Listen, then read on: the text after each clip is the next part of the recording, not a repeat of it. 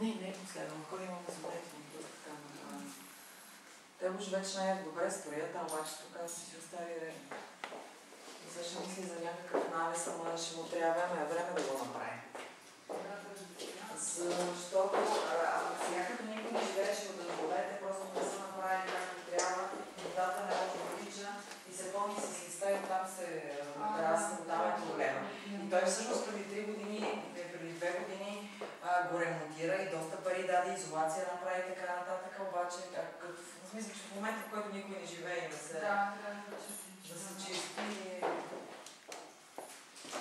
и там се получава. Даже вчера идвам с майстор, аз като не казах, че той не беше видял какво